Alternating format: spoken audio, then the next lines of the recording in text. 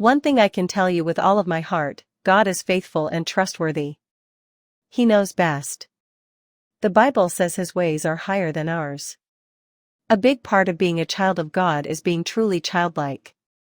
Being childlike for one means that you walk in humility with the understanding that God's timing and plans are often different than your ideal timing and plans simply because He has the greater picture. There are so many factors as to why a promise hasn't come to pass yet. It can be that a refining in your heart needs to take place first, such as to grow in patience and faith. It could be that God needs other factors to come into place, like other people to come in alignment.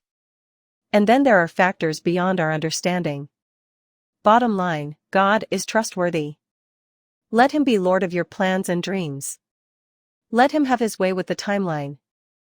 I've spent many New Year's Eves thinking I really thought the promise would come to pass this year, and many days thinking I thought it would have happened by now. Every time the temptation to be disappointed and discontent came, I would remind myself that God knows best and His ways are higher. With every day that you choose to trust God and not complain, when you're waiting on the promise, your spiritual muscles of faith and patience grow. That means that with every day you're becoming a stronger vessel of God and have a bigger capacity for God to do more through you. If you are in a wilderness and waiting on a promise, I want to encourage you with this. 1. You're in the refining fire, and as you simply keep standing strong and being obedient, you are being spiritually beautified and growing stronger every day. Raising hands, light skin tone. 2. Every time you choose to trust God rather than complain and sulk, God is so proud of you. He sees you and understands that it's not easy. He's proud of His child for doing something difficult out of your love for Him. 3. Whatever is valuable is costly. The reward and joy of the promises fulfilled will be even sweeter because there was a cost of waiting and persevering when it was difficult. 4. Don't let the enemy steal your joy. Don't be distracted by the fact that the promise hasn't come to pass yet and miss the blessings of your present season.